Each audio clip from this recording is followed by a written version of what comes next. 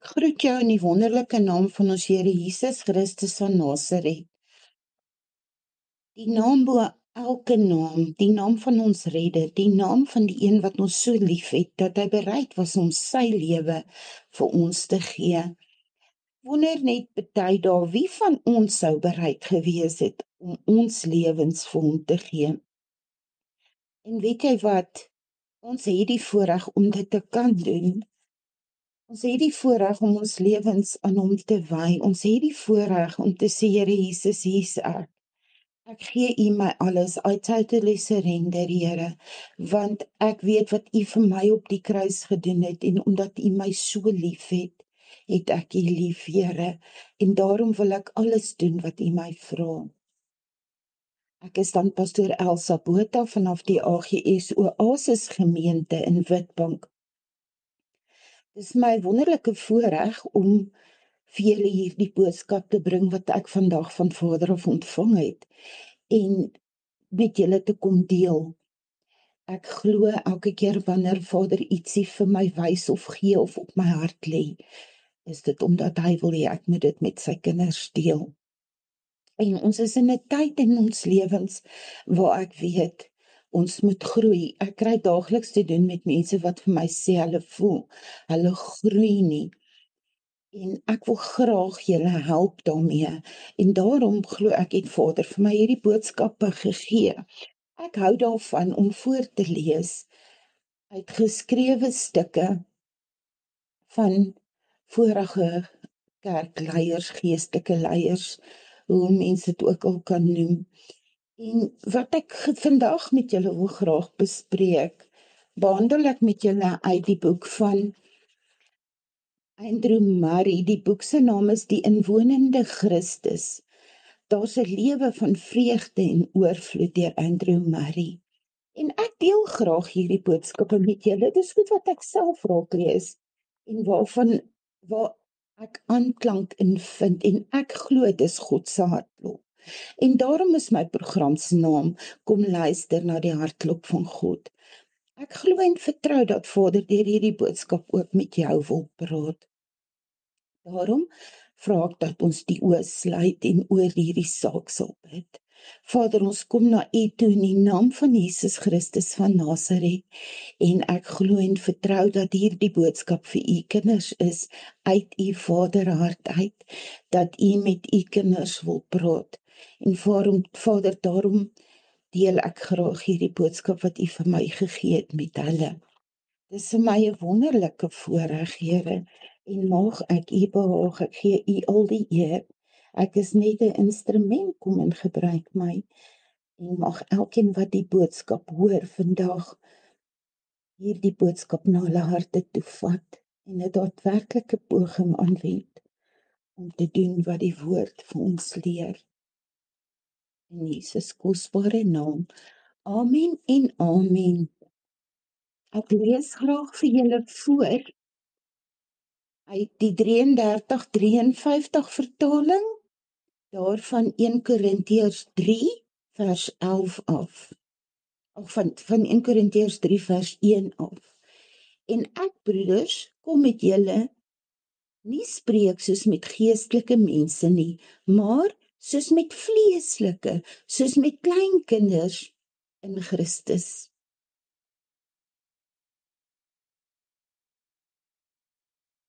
Hier praat die apostel van 2 soorte Christene, geestelike Christene en Christene wat deur hulle eie begeertes gelei word, oftewel vleeslik of wêreldse Christene. Die Korintiërs was wel Christene, maar hulle was nie geestelike mense nie. Hulle was vleeslik. Vir julle moes ek melk gee en nie vaste kos nie, want julle kom toe nog nie vaste kos eet nie. Julle kan nou nog nie, want julle is baba Christene wat nog leef volgens hulle eie begeertes. Ek lees 1 Korintiërs 3 vers 2 tot 3 uit die 33-53 vertaling. Ek het julle met melk gevoed, nie met vaste spys nie, want julle was nog nie daartoe in staat nie, en julle is nou nog nie daartoe in staat nie, omdat julle nog vleeslik is, want aangesien daar onder julle jaloesie en twist en tweedrag is julle nie vleeslik nie en wandel julle na die mens. Dan gaan Paulus voort om te verduidelik waar die probleem is. Vers 3 tot 4. Omdat julle nog vleeslik is, want aangesien daar onder julle jaloesie en twist en tweedrag is julle nie vleeslik nie en wandel julle nie na mens nie.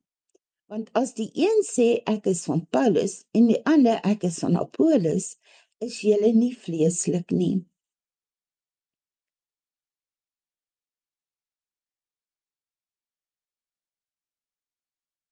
Die apostel verwys 4 keer na die menslike geaardheid of begeertes, dit wil sê die vleeslikheid. Die Heilige Gees sê dus vir Paulus dat hy nie aan hierdie Christene kan skryf as hy nie weet hoe dit geestelik met hulle gaan nie. Hy kan ook nie nalat om vir hulle te sê waar hulle probleem lê nie. Hy weet dat hy nie geestelike kos aan wêreldse mense kan gee nie, aangesien dit hulle meer skade as goed sal doen. Hulle is immers nog nie in staat om geestelike kos in te neem nie, aangesien hy hulle nie geestelike vaste kos kan gee nie.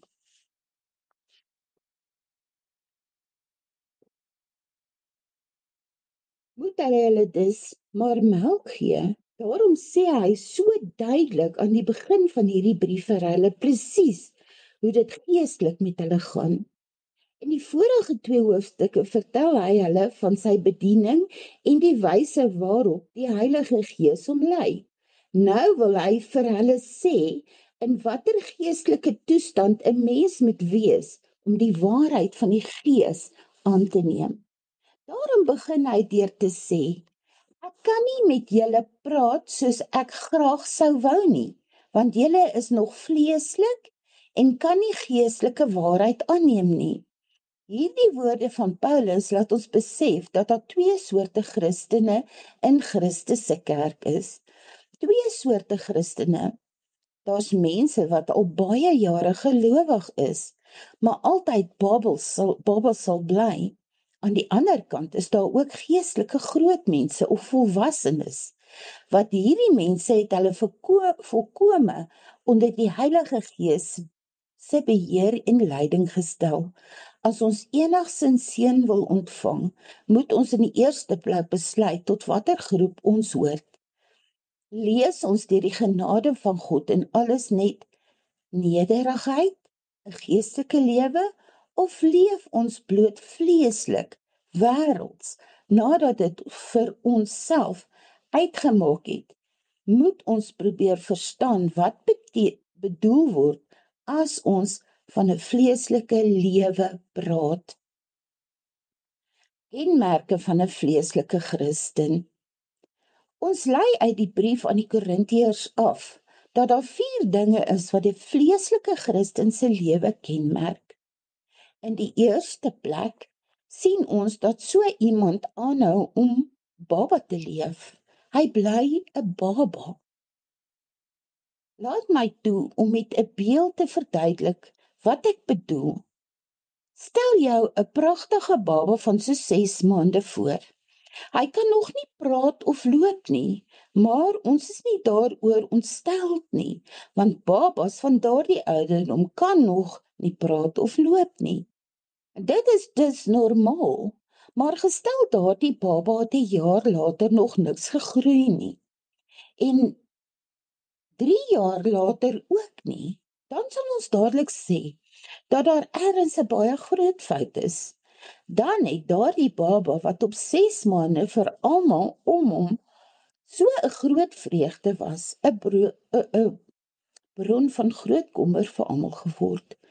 Daardie baba se toestand lei dan toe tot groot hartseer, want daar is iets ernstigs met hom verkeerd. Hy kan nie groei nie. Dit was heeltemal reg, dat hy op 6 maande net melk ingeneem het. Maar dit is nie reg as hy na jare nog steeds in daardie swak toestand is nie. Dit is 'n toestand waarin talle gelowiges verkeer. Hulle is welbekeerde mense. Hulle weet wat dit is om te glo en hulle het 'n versekering dat hulle gered is. Hulle glo dat daar vergifnis van sondes is en hulle begin ook vir God werk. Tog is daar bitter min groei in hulle geestelike lewe en hulle beweeg nie regtig na 'n ware hemelse lewe nie. Wanneer ons so iemand ontmoet, voel ons onmiddellik aan dat iets skort, want ons sien nie die krag van God se gees of skoonheid wat heiligheid bring in hulle en hulle lewens nie. Dit is hoe dit met die vleeslike Christen gesteld is. Dit is ook waarvan ons in Hebreërs 5 vers 12 lees. Ek lees gou vir julle Hebreërs 5 vers 12.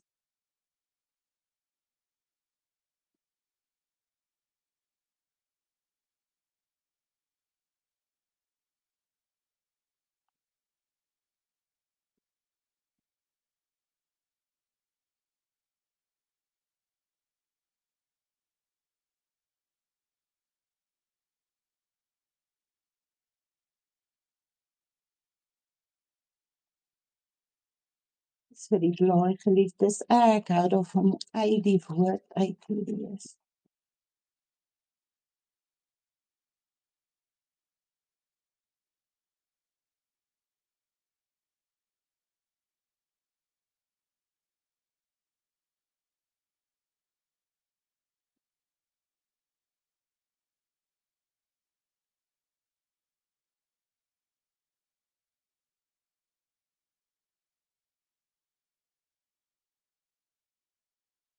Want hoewel julle van wie die tyd leraars behoort te wees, het julle weer nodig dat 'n mens julle die eerste beginsel van die woord van God moet leer. En julle het weer behoefte aan melk en nie aan vaste spys nie, want elkeen wat melk gebruik is onervare in die woord geregtigheid, omdat hy 'n kind is.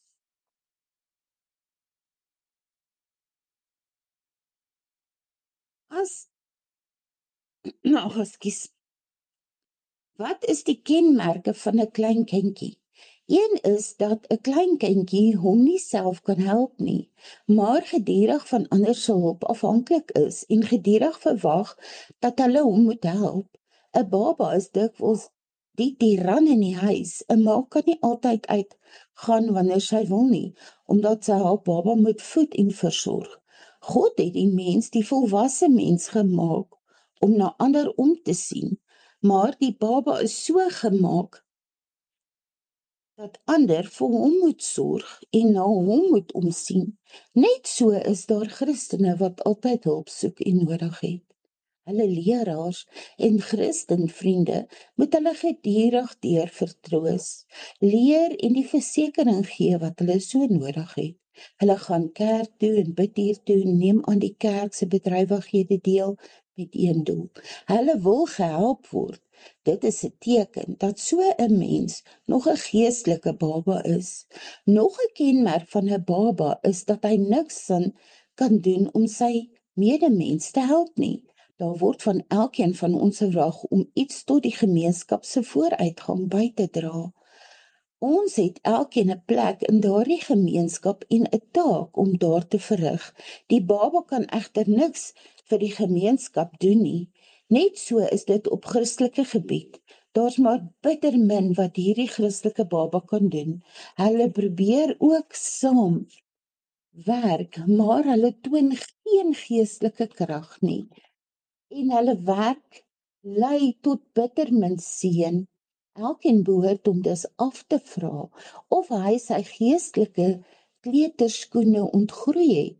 Ongelukkig sal party moet antwoord dat hulle nog babas is, dat selfs die aanvanklike vreugde wat hulle met hulle bekering ervaar het, en daardie liefde van God wat deel van hulle lewe was, ook verdwyn het. Daardie mense is babas in Christus. Hulle is nog vleeslik. Voortdurende sondes en mislukkings. Die tweede kenmerk van 'n vleeslike is dat daardie Christen voortdurende mislukkings ervaar en aanhou sondig. Paulus sê, julle is jaloers op mekaar en kan mekaar nie verdra nie. Is dit nie duidelike bewys dat julle nog gelei word deur julle begeertes nie? In Korintiërs 3 vers 3. So iemand is dalk opvleend en niemerig. Hy kan selfs 'n leraar of 'n sonndagskoolonderwyser wees en baie opreg by die bidure saampraat. Maar tussen soeg hy kort voor daardie vreeslike Himeer en is hy dalk vol bitterheid en jaloesie. Hoe jammer is dit tog nie? Ons lees in die Bybel dat bitterheid en jaloesie baie duidelike tekens van vleeslikheid is. Hoe dikwels sien ons dit nie onder Christene wat met saamwerk nie, maar God het hulle genadig wees, omdat die liefde as die vrug van die Gees so dikwels in hulle lewens ontbreek. Jy vra dalk waarom jy nou na 20 jaar se stryd nog nie jou meer kan beteel nie. Die antwoord is, jy veg nou al 20 jaar lank teen daardie meer en nie teen die oorsaak daarvan nie. Jy besef nie dat daardie meer voortspruit uit die feit dat jy 'n vleeslike Christen is en jou nie ten volle aan die Gees van God onderwerp het nie. Jy het dit dalk nog nooit in God se woord gelees nie.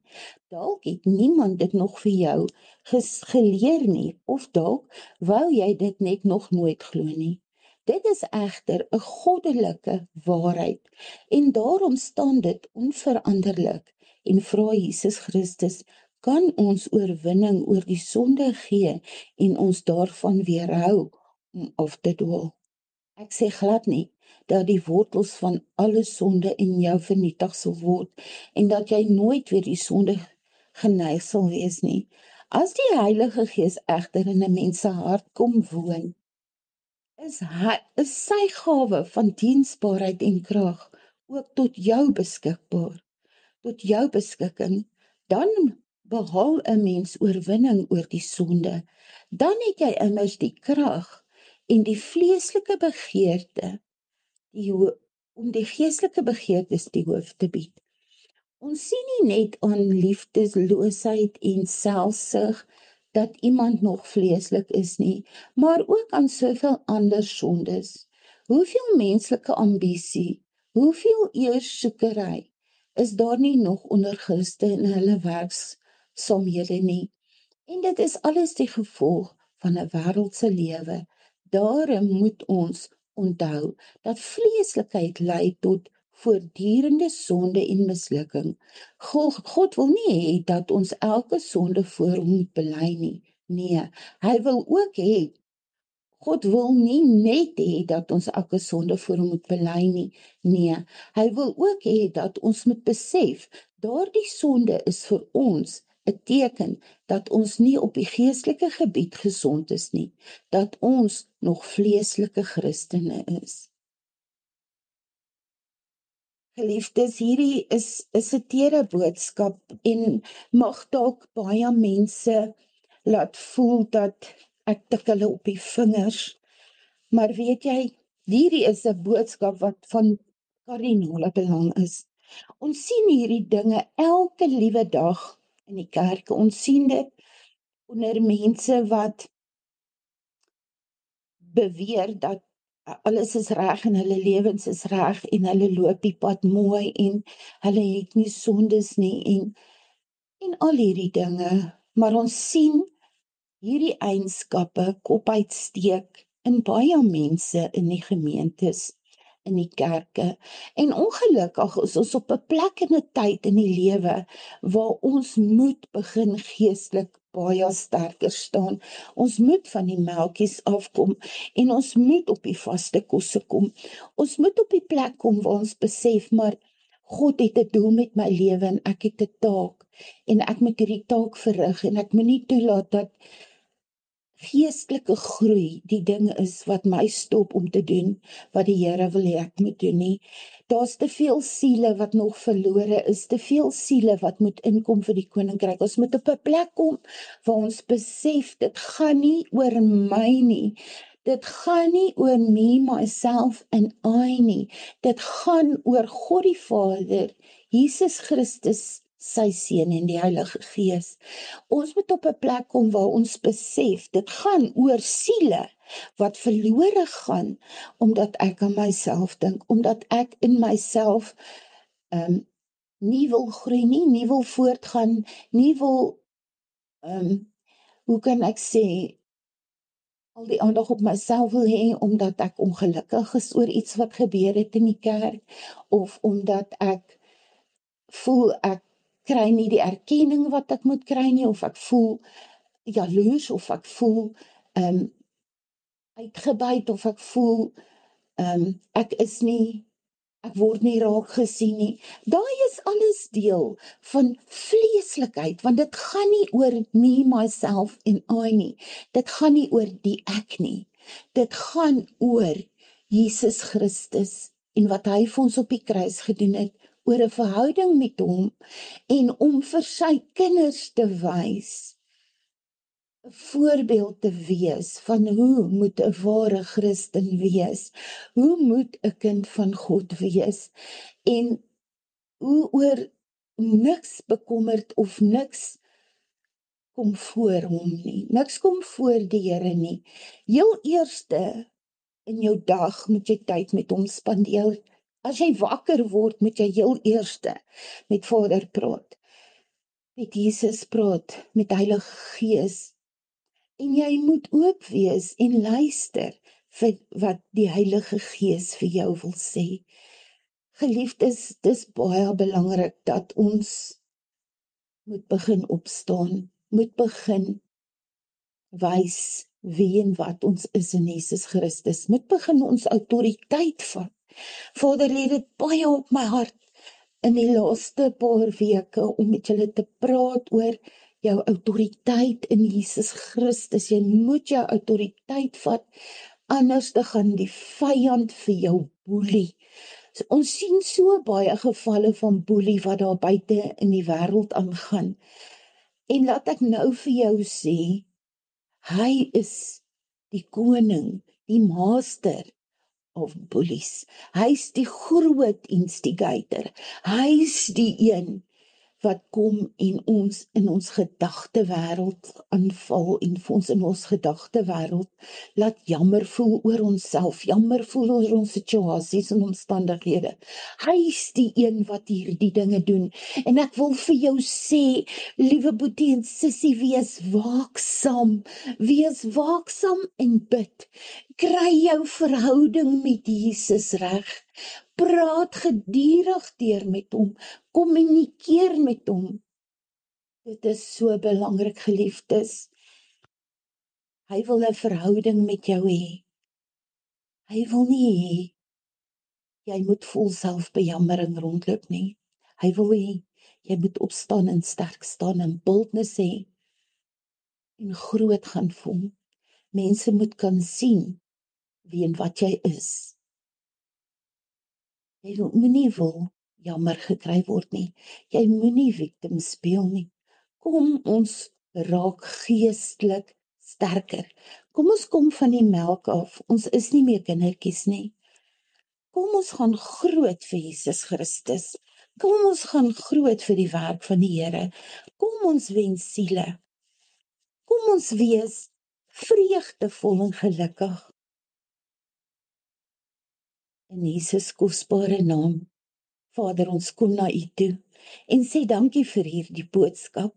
Ek glo U praat met een en elkeen van die kinders vanoggend, want ek weet in die tyd wat ons lewe het ons bitter nodig om op die vleise te kom, om groter te word, om Christene, ware Christene te word, om leiers te word, om leraars te word, om mense te help om op te staan en sterker te raak.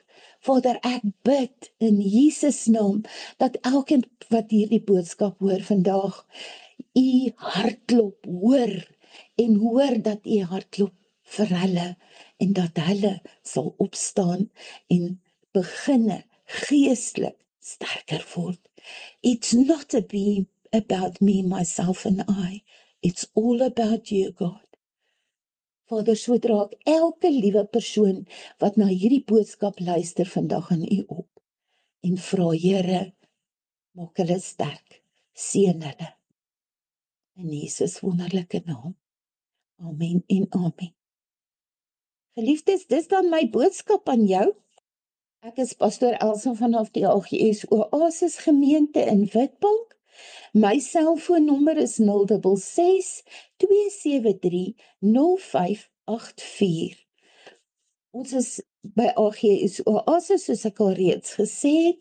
Ons het 'n woordskool en ons is besig met opleiding. Ons werk tans oor kommunikasie. Ons doen die Teach Every Nation Bible School se 10-koers by ons gemeente, by ons kerk Sondaande, en ons wil julle vriendelik nooi om te kom insit en net bietjie te kom kyk wat ons daar doen en wat ons leer, en dan as julle dan graag wil inskakel en deel wil word van alles, dan om ons te kontak. Pastoor Dion Skeepers is ons residerende pastoor. Sy nommer is 083 701 1737. Sy vrou is Veronica Skeepers, 082 467 0399. Ek herhaal my nommer, Elsa Botha, 066 273 0584. Pastoor Dion Skeepers, 083 701 1737.